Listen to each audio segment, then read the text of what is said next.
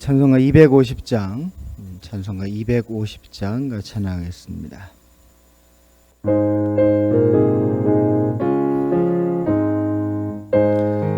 구주의 십자가 보혈로, 구주의 십자가 보혈로 죄 씻음 받기를 원하네.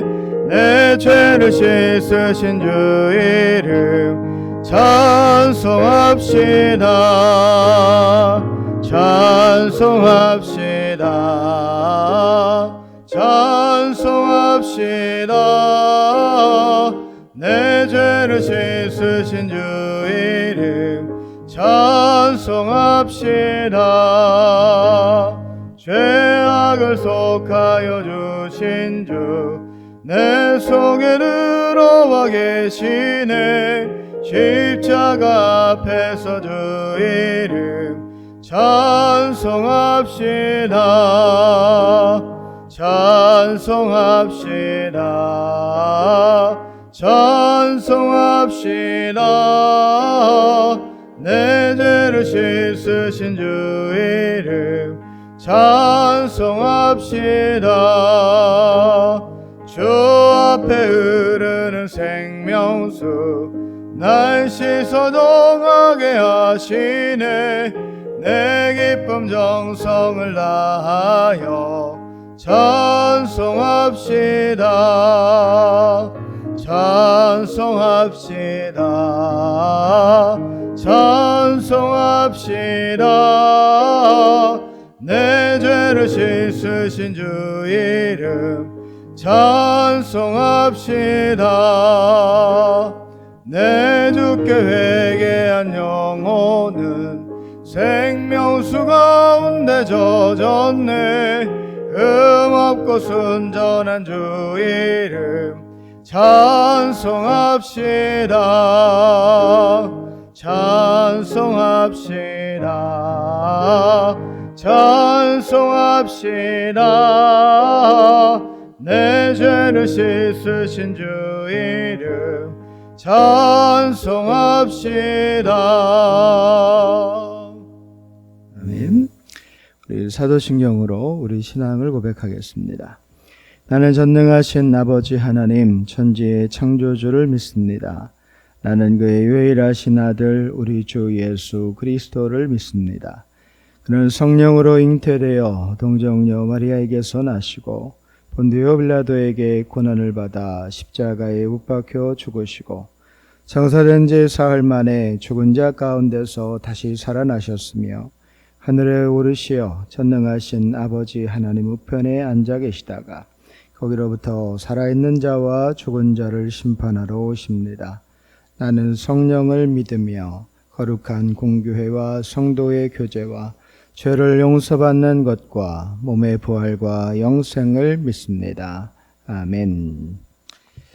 하나님 말씀 마태복음 18장입니다. 마태복음 18장 1절부터 5절까지 말씀을 우리 같이 봉독하겠습니다. 그때 제자들이 예수께 나와 이르되 천국에서 누가 크니이까?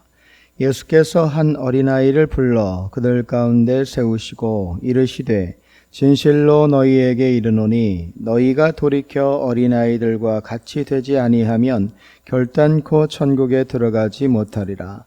그러므로 누구든지 이 어린아이와 같이 자기를 낮추는 사람이 천국에서 큰 자니라. 또 누구든지 내 이름으로 이런 어린아이 하나를 영접하면 곧 나를 영접함이니. 아멘. 오늘도 하나님의 동행하심 안에서 어제와는 다른 사랑과 은혜를 경험하는 감사의 하루가 되시기를 주님의 이름으로 축복합니다. 피곤하시죠? 피곤하시죠? 당연하죠. 근데 은혜 받을 만한 때가 있는 거고 또 하나님이 우리에게 주시고자 하는 사랑을 기대할 수 있는 때가 있는 겁니다. 오늘도 언제나 힘을 내시고 하나님께서 세워주시는 대로 많은 것을 받고 많은 것을 누리며 사시기를 주님의 이름으로 축복합니다.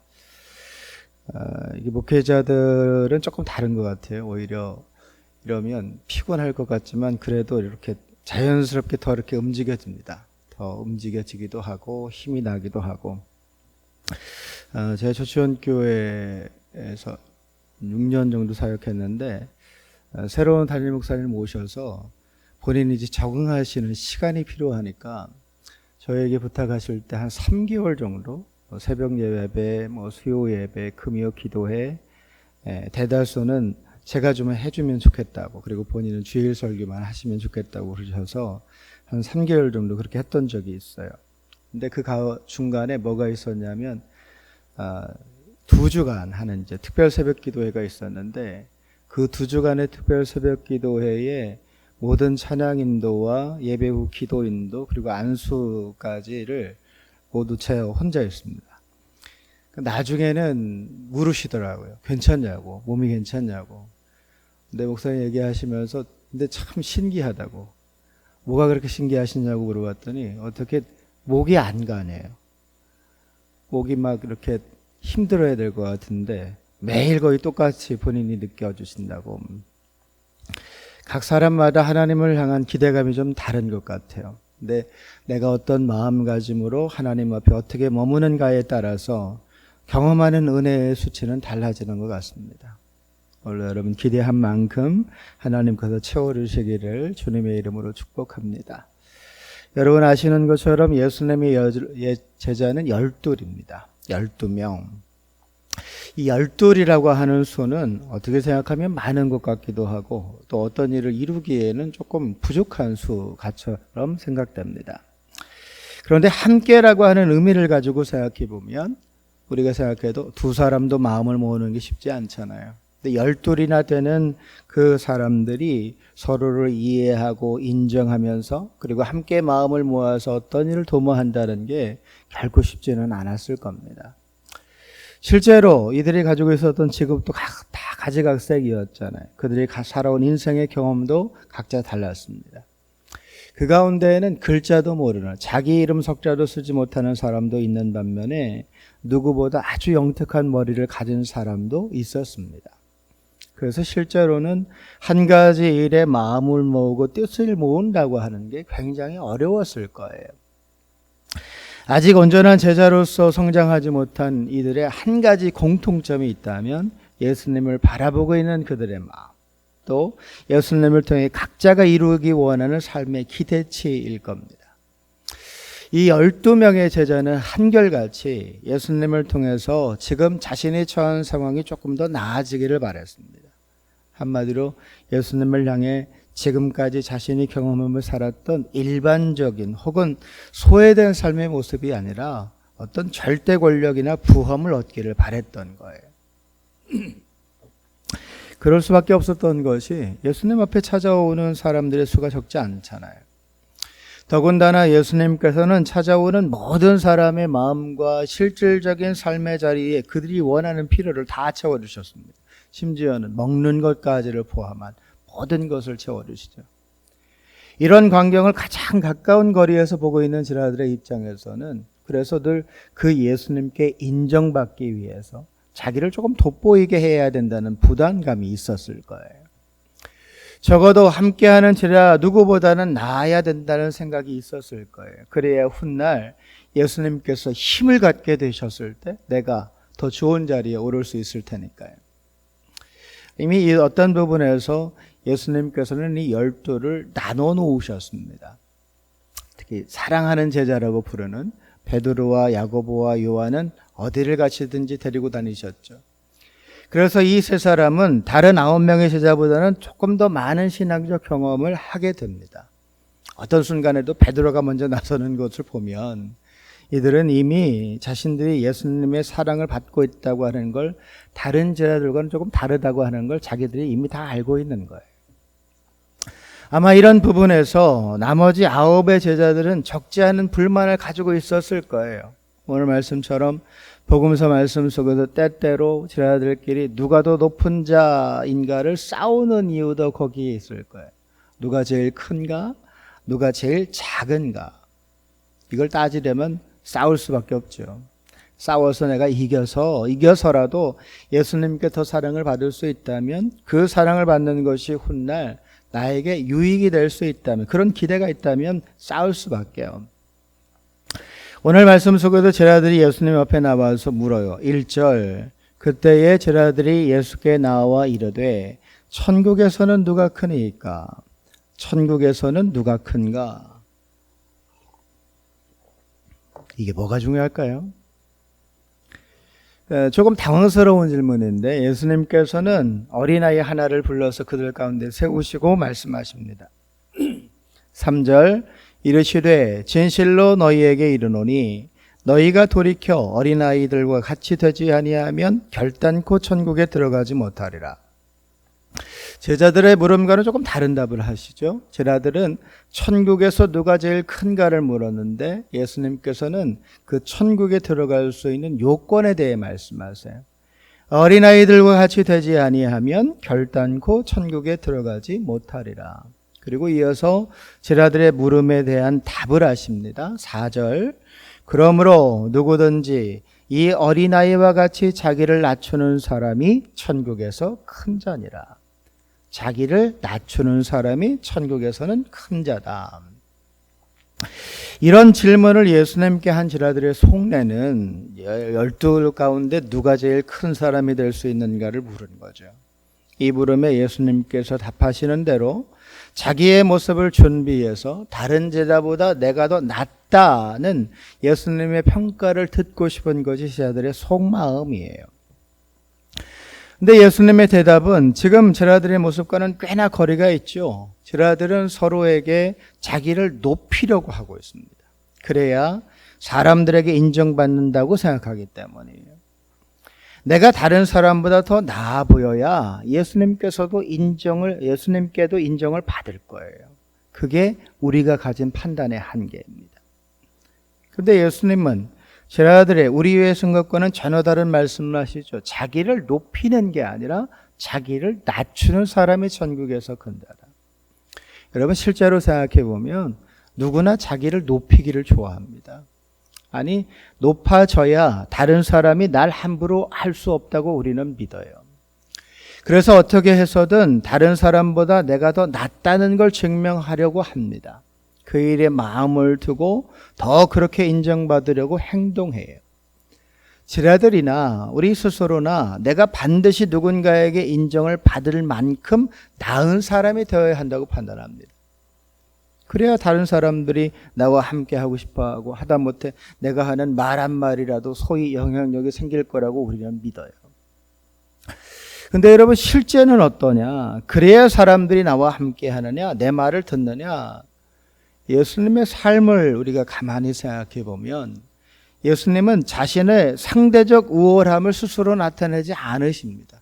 충분히 우월하시고 누구보다 대단한 분이시지만 오히려 예수님은 항상 언제나 자기를 낮추십니다. 자기를 높이는 자가 동시대 소외받는 사람들을 찾아다니는 일은 없겠죠. 또 자기 스스로 다른 사람보다 낫다고 판단하는 사람이 누구도 관심 갖지 않는 냄새나고 함께 하는데 부담이 되는 오래된 병자나 죄인들을 찾아다니지는 않겠죠. 더군다나 십자가의 자리는 누구도 원하는 자리가 아닙니다. 할 수 있다면 피하고 어떻게 해서든지 지지 않으려고 하는 게 십자가입니다. 그런데 예수님은 순종함으로 그것이 자기의 사명이니까 그 십자가를 지고 죽으시죠. 사랑하는 여러분, 신앙의 자리 그리고 삶의 자리를 우리는 습관적으로 나누어 생각하는 버릇이 있습니다. 근데 실제는 이 둘 다 내가 사는 인생이니까 나누어 생각해야 될 것이 아니라 같은 것이라고 생각해야 돼요. 왜냐하면 우리는 우리의 삶의 모양을 통해서 하나님의 사랑을 세상 속에 증명해야 될 사명을 맡았기 때문입니다. 신앙의 자리에서나 일상의 삶의 자리에서나 우리가 말하고 행동해야 되는 기준은 같아야 합니다. 하는 말도 같아야 하고 행동도 다르지 않아야. 예수님께서는 제자들 앞에 어린아이를 세우신 게 나름 분명한 이유가 있으실 거예요. 예수님께서는 제자들 앞에 세우신 어린아이, 그 아이의 나이를 우리가 알 수는 없겠지만 대략 우리가 생각해 보면 아이들은 자꾸 자기를 드러내려는 모습보다는 부끄러움 때문인지 자기를 감추려고 하는 버릇이 있습니다. 아마 예수님께서 한 아이를 제자들 앞에 세우셨을 때 이 아이는 고개를 숙이든 아니면 부끄러운 나머지 얼굴이 빨개졌을 거예요. 이 모습을 예수님께서 제자들에게 말씀하신 거예요. 아주 뻔뻔하게 얼굴을 세워서 다른 사람들에게 자기를 인정해달라고 요구하는 제자들과 아직은 힘이 잦고 그래서 혼자서는 어떤 일을 완전하게 알 수 없는 누군가의 도움을 구하고 부모에게 기대어 살아가고 있는 너무 다른 아이의 모습을 통해서 자기를 낮춰야 된다는 것을 가르치신 거예요. 이어서 말씀하시죠. 5절. 또 누구든지 내 이름으로 이런 어린아이 하나를 영접하면 곧 나를 영접함이니. 내가 스스로 자기를 높이는 사람은 이 시대에도 많습니다. 그러나 자기를 낮추어서 정말 내가 해야 하는, 내가 이루어야 하는 그 일에 전심을 다하는 사람은 참 찾아보기 힘듭니다. 우리가 하나님 나라를 생각한다면 우리는 우리 스스로를 자기를 높이는 사람이 아니라 예수님 말씀하신 대로 우리 스스로 나를 낮추어야 합니다. 자기를 낮추는, 자기를 높이는 사람은 목이 곧아지고 목이 곧아지면 누구와 함께 하는 게 어렵습니다. 우리에게 허락된 공통된 사명은 저 세상을 하나님 나라로 바꾸는 일입니다. 그 일을 위해 내가 먼저 바뀐 삶을 완성해야 하고 그 완성된 모습은 예수님과 같이 낮은 대로 임하기를 힘쓰면서 누구와도 함께하는 것을 즐기는 삶의 모양일 겁니다. 그 가운데 우리는 누구든 품을 수 있게 되고 그들과 함께 하나님의 은혜 가운데 사는 것을 가장 큰 삶의 기쁨으로 여길 수 있게 될 겁니다. 여러분, 나를 드러내기를 좋아하는 사람으로 이룰 수 있는 건 정말 작은 것밖에 없습니다. 왜냐하면 자기를 드러내기 좋아하는 사람은 이미 자기 상을 받았으니까 또 다른 상을 기대하기가, 더 나은 상을 기대하기가 어려울 거예요. 그러나 예수님 말씀하신 것처럼 자기를 낮추어서 자기를 통해 하나님의 은혜와 사랑이 전해지기를 원하는 사람을 통해서는 무엇이든지 될 수 있을 겁니다. 그 이유는 그 사람은 이루어가는 그 일을 통해 자신이 무언가를 얻는 데 목적을 두고 있지 않기 때문입니다. 오히려 그 사람은 내가 얻기보다 함께하는 다른 이들이 그 가운데 작은 행복이라도 얻을 수 있다면, 그로 인해 오늘을 사는 게 어제보다 조금 나아질 수 있다면 그것으로 충분히 만족합니다. 여러분, 우리는 어떤 중심을 가지고 있을까요? 솔직히 이 아침에 우리의 속내를 하나님 앞에 기도하면 좋을 것 같아요. 오늘을 새롭게 시작하는 우리의 속내는 내가 높아지기를 바랄까요? 아니면 나 때문에 누군가의 삶에 조금 더 행복이 찾아오기를 바라면서 하루를 살아가기를 원할까요? 우리의 삶이 지금보다 더 나아지기를 바란다면 제자들의 모습을 통해 우리가 충분히 깨달을 수 있는 것처럼 내 눈에 보이는 직접적인 유익을 쫓을 때와 예수님의 십자가 죽으심과 부활하심 그리고 성령 충만을 받은 후에 말씀을 깨닫고 그 신앙이 나날이 성장해 가면서 그들을 통해 하나님의 수많은 일들이 이루어지기 시작했던 것처럼 우리는 오늘을 살아가며 우리 스스로 가진 믿음이 어제보다 낮기를 힘써야 합니다. 단지 눈에 보이는 수의 확장이나 삶의 형편이 더 나아지기를 바라면서 간절히 기도하기보다 하나님께서 다 하시는 모든 것을 제대로 받아쓰려면 우리가 가진 신앙과 삶의 중심이 성장해야 하고 바르게 자리 잡혀 흔들리지 않아야 합니다. 오늘 이제 신앙 성장을 위한 두 번째 날을 맞이하게 되고 오늘 저녁에 집회가 준비되어 있습니다. 이 아침부터 함께 기도하고 어제보다 더 나은 신앙이 될 수 있도록 언제나 성장하며 하나님의 마음을 얻고 그 안에서 진정한 평안과 감사를 얻어갈 수 있도록 하나님 앞에 여러분의 마음을 두며 오늘을 살아가실 수 있기를 주님의 이름으로 축복합니다. 함께 기도하겠습니다.